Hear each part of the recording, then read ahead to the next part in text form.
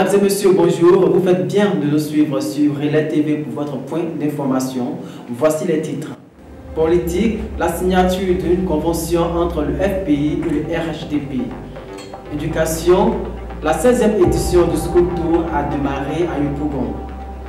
Société, la participation à une formation des journalistes à Jacquesville.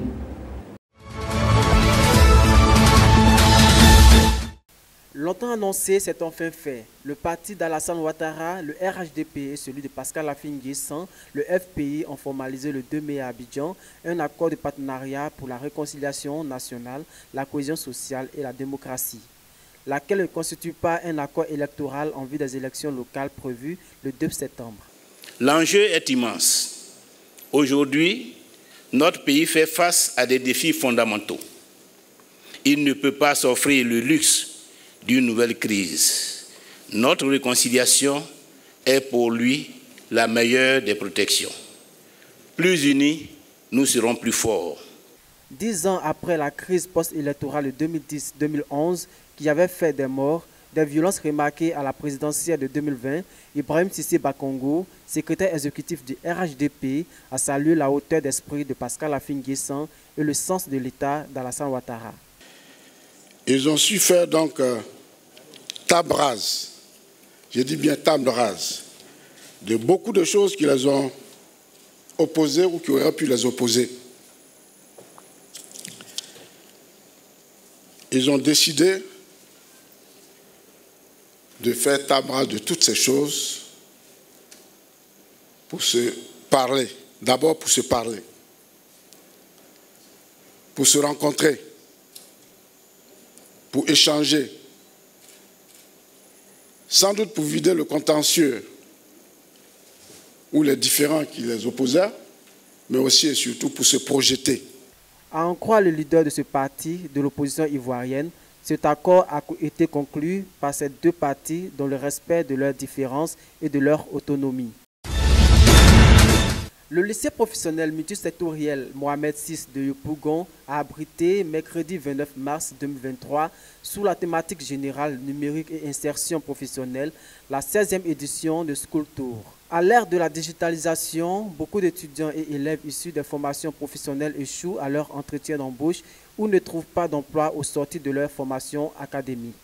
Préoccupé par ces faits, l'ONG Appui au développement de l'art, la culture et l'éducation en Côte d'Ivoire Audaci, de l'écrivaine Flore Azoumé et le Centre ivoirien pour le développement de la formation professionnelle CIDFOR ont mis en œuvre School Tour, projet éducatif et informatique. Ayouba Koulibaly, sous-directeur du développement des compétences à l'agence Emploi Jeunes, et Mohamed Silla, manager ressources humaines au sein du groupe Cofina, tous deux formateurs, sont respectivement intervenus sur les thèmes le numérique, un passeport pour l'emploi et comment rédiger des CV gagnants et utiliser le numérique pour une recherche efficace d'emploi.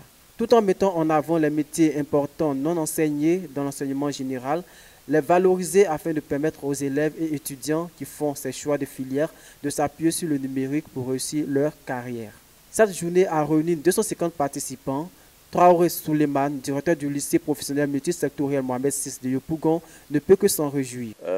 J'ai eu de très bonnes impressions après donc cette cérémonie de formation qu'il y a eu à l'endroit de nos apprenants de tous les établissements du complexe. Nous voulons donc saluer et remercier le CIDFOR et ses partenaires, et surtout saluer aussi Mme Azoumé pour cette belle initiative de renforcement des capacités à l'endroit de nos apprenants, ce qui va leur permettre bien entendu d'aborder avec beaucoup de sérénité la phase active de leur insertion professionnelle, bien entendu après une formation à l'école. Diallo Kadjata, représentant du CIDFOR, apprécie School Tour, une invitation à l'apprentissage de nouvelles compétences dans ce monde en pleine mutation numérique. Très belle initiative dans la mesure où elle permet de former nos enfants. Ils ont besoin de formation pour pouvoir être prêts à affronter la vie professionnelle. Cette édition de School Tour, qui a mis en avant les modèles inspirants dans tous les domaines, a été une réussite selon Flore Azoumé, la promotrice. Je pense que les lycéens ont été vraiment intéressés parce qu'on a vu les questions, il y a eu beaucoup de questions, on a même dû un peu fermer les listes. Et ce que moi j'ai bien aimé, c'est ce que nous on voulait donner à ce School Tour, c'était vraiment donner un côté concret. Parce que c'est vrai, on fait beaucoup de motivation, il y a des personnes qui viennent qui disent « moi j'ai été comme ci, voilà mon parcours, etc. » Mais en dehors de ça, après, qu'est-ce que ça rapporte vraiment aux lycéens? Tandis que là, on leur a vraiment donné des outils. Maintenant, ils savent comment utiliser Internet intelligemment, ils savent comment il faut écrire un CV, ils savent quels sont les pièges qu'il faut éviter lors d'un entretien d'embauche. C'est ce qu'on veut. On va être concret. Parce que comme je dis, bon, les longs discours, c'est bien, mais parfois on s'endort un peu en les écoutant et on n'en tire pas grand-chose. Au thème des conférences, qu'en ont-ils tiré comme bénéfice? Écoutons les participants. Cette formation va vraiment nous permettre, nous jeunes, à savoir mieux utiliser le numérique, car nous utilisons souvent le numérique à des fins de distraction. Cette formation sera très bonne pour moi dans le futur parce que les interlocuteurs ont parlé du numérique. Je vois que le numérique sera très bon pour moi si je l'apprends. Notons que les différents participants sont issus du lycée professionnel commercial de Yopougon, du lycée professionnel multisectoriel Mohamed VI, du lycée professionnel industriel de Yopougon et du lycée professionnel des métiers de l'imprimerie. Une trentaine de journalistes ont vu leur capacité renforcée les 27 et 28 avril 2023 à Jacquesville grâce aux structures HCDH, l'UNESCO, le CNDH et le REPSI, ceci en prélude de la journée mondiale de la liberté d'expression prévue le 3 mai. Lassina Sermé est journaliste et président du réseau des professionnels de la presse en ligne de Côte d'Ivoire REPSI. Lui, ses consoeurs et confrères journalistes ont pris part à la première édition de la rencontre régionale de formation des journalistes des médias en ligne de l'Afrique de l'Ouest francophone sur la thématique de la liberté d'expression et des droits humains qui a pour objectif de favoriser la naissance d'un collectif régional de médias sensibilisés aux droits de l'homme afin d'accentuer le plaidoyer en faveur de médias indépendants et libres et la reconnaissance publique de la valeur de l'accès à l'information dans le contexte de la commémoration de 75 ans de la Déclaration universelle des droits de l'homme. C'est une rencontre extrêmement importante, elle est d'ailleurs historique en Afrique de l'Ouest francophone parce que c'est la première rencontre qui réunit les acteurs de 9 pays de l'Afrique de l'Ouest francophone pour parler de liberté d'expression et droits humains. Ouverte aux journalistes de l'Afrique de l'Ouest, cette session vise également à sensibiliser les acteurs régionaux aux méthodes de prévention et de protection des journalistes, avec un accent sur les femmes journalistes. Marlise Aimé-Conan, présidente de l'Association des femmes journalistes de Côte d'Ivoire, et Cyriaque Paré, journaliste chercheur au Burkina Faso, y trouve un grand intérêt à cette formation. En tant que présidente de l'association des femmes journalistes pour le respect, la promotion et la défense des droits des femmes, mais aussi des enfants, c'est une formation qui vient à point nommé.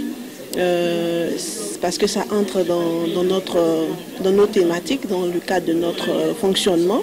Nous voulons que les droits des femmes soient respectés, surtout les droits des femmes des journalistes soient respectés. Les femmes journalistes subissent des agressions de tout genre. L'ouverture du débat sur des questions intéressantes en termes de liberté de presse, liberté d'expression et surtout protection des journalistes, qui est aujourd'hui une question cruciale quand on voit un peu les intolérances et puis les incompréhensions qui sont en train de grandir autour du travail des médias dans nos pays à cause de l'insécurité. La question des droits de l'homme et son appropriation est un véritable enjeu de démocratie. La construction de la démocratie à laquelle participent pleinement les journalistes nécessite bien entendu que le droit soit pleinement promu pour une société plus harmonieuse.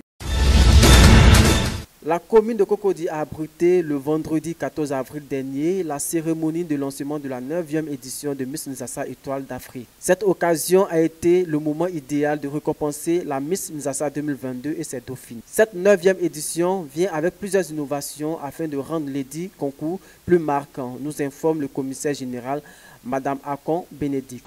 Dans cette édition 9, de grandes innovations font leur apparition, à commencer par la télé-réalité, qui rentrera en ligne de compte.